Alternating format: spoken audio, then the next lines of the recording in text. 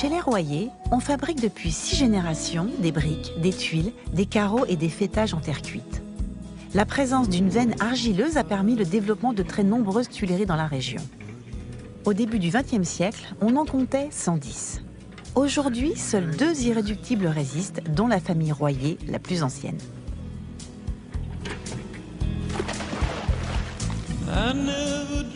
Je retrouve Edith, la mère, et Camille, le fils, à la carrière dans laquelle ils viennent s'approvisionner en argile depuis plus d'1 siècle. Est-ce que tu sais d'où proviennent les argiles? Alors absolument pas. Il y a peut-être une histoire de mer qui est passée par là il y a des millions d'années, mais sinon pas plus. Il y a de ça, effectivement. Cette argile, elle vient de la décomposition des roches. C'est-à-dire, au fil des ers, les roches montagneuses se sont décomposées, ça a fait des silicates, ça s'est déposé et c'est devenu des argiles. D'accord. Il y a différentes sortes d'argile. Ici, c'est de la terre cuite. Ok. Pour faire des carreaux, des tuiles et des briques. Voilà. Alors là, on peut voir qu'il y a de l'eau. Pourquoi il y a de l'eau? Parce qu'il faut de l'eau pour pouvoir la mélanger. Parce que si elle sèche, elle est sèche et on ne peut pas la prendre. Elle a besoin de plasticité, donc il faut la mélanger avec de l'eau. D'accord. Donc on a fait aménager un bassin d'eau avec une canalisation qui arrive ici. Et à chaque fois que Camille prépare l'argile, il prend un peu d'eau, il la mélange, etc. Il la prépare avant de l'amener à la tuilerie, de manière à ce qu'elle soit à la bonne consistance. C'est son rôle à lui, à Camille? Ah ben Camille, c'est son rôle, c'est le grand-père qui a formé Camille. Et il a repris le flambeau du grand-père. D'accord. Voilà. Wonderful, marvelous, you should care for me, awfully nice, it's paradise,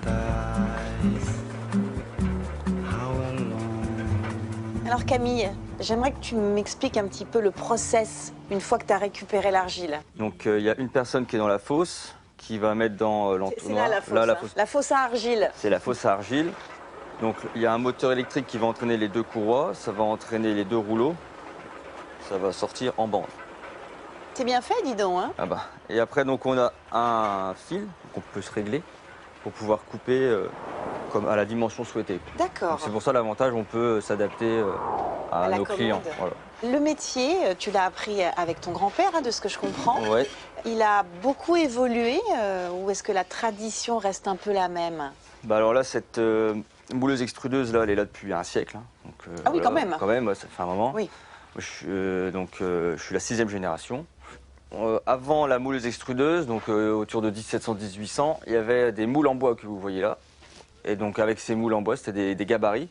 Ils plaquaient l'argile dans le gabarit en bois, ils coupaient au fil, ils laissaient sécher à même le sol. Dans une halle de séchage. Ok, très bien. J'ai un pouce. Est-ce que tu veux que je t'aide à... Oui. Tu vas juste me montrer le geste, puis après j'irai voir ton père dans le four. Comme ça.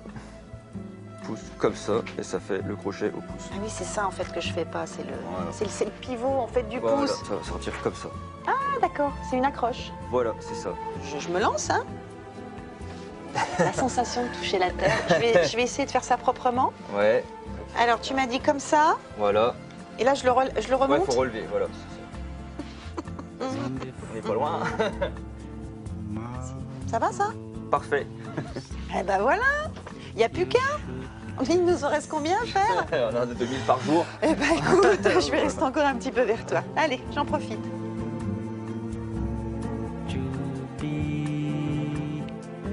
Les tuiles passent ensuite au séchoir. Sa toiture basse permet au vent de s'y engouffrer, créant ainsi des mouvements d'air naturel. Après 1 à 3 semaines, les plaques de terre auront perdu 25% de leur humidité et seront enfin prêtes à être enfournées. Cœur palpitant de la tuilerie, le four, c'est le bébé de Jean-Louis, le père.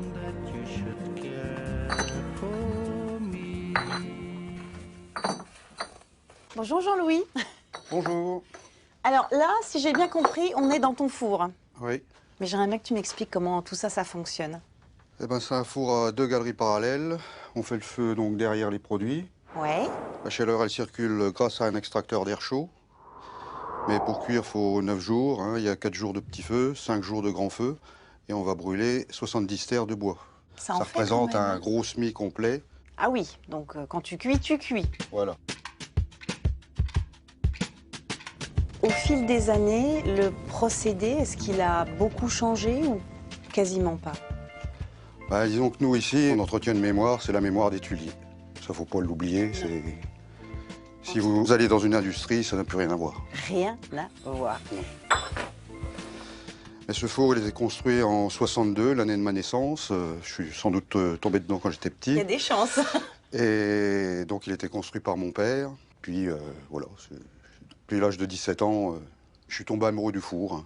C'est vraiment ta passion. C'est ma passion. Ma passion, c'est le feu. Et la transformation des produits. Puis, il faut dire que le feu, bah, il y a un côté magique. Et... Je vais te laisser avec ton four parce que je sens que vous avez une osmose tous les deux. Merci, puis je vais aller retrouver Edith. Je pense que je vais aller faire un peu de poterie avec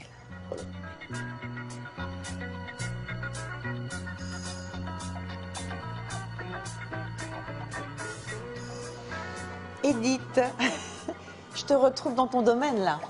Oui, c'est vrai que j'ai toujours aimé l'argile. Et j'ai commencé à tourner quand j'étais à Paris.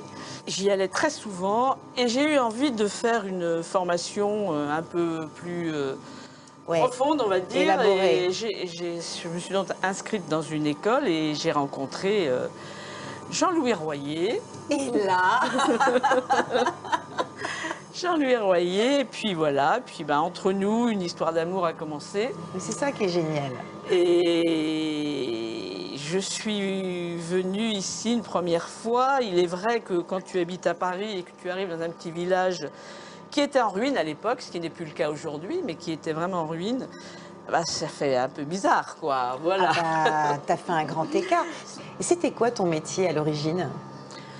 Mon métier, je travaillais dans la publicité. Ah oui, Oui, grand ça n'a écart. Rien à voir, absolument, ça c'est sûr. Mais c'est sûr que bon, ça me plaisait pas trop. Voilà, vendre de la merde aux gens pour les faire rêver. C'était pas ton truc. Non, c'était pas trop mon truc. Et la poterie, ça m'a apporté beaucoup de choses et j'aimais bien créer de mes mains. Et nous avons décidé tous les deux, eh bien justement, de développer la poterie. On a fait beaucoup de choses au niveau culturel pour le village.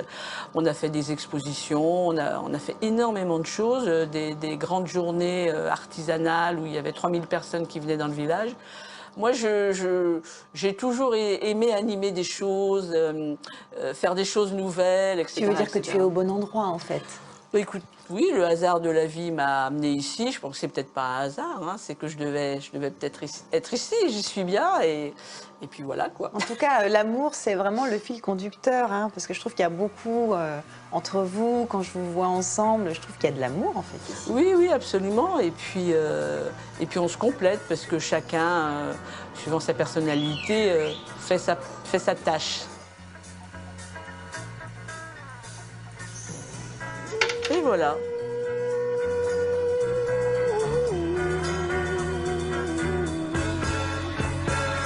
Aujourd'hui, j'ai eu la sensation de rencontrer des chercheurs d'or, des explorateurs de ce magnifique terroir, car oui, la Champagne auboise regorge de véritables trésors.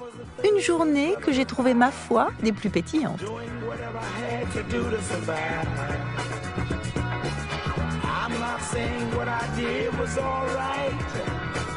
Trying to break out of the ghetto was a day-to-day fight.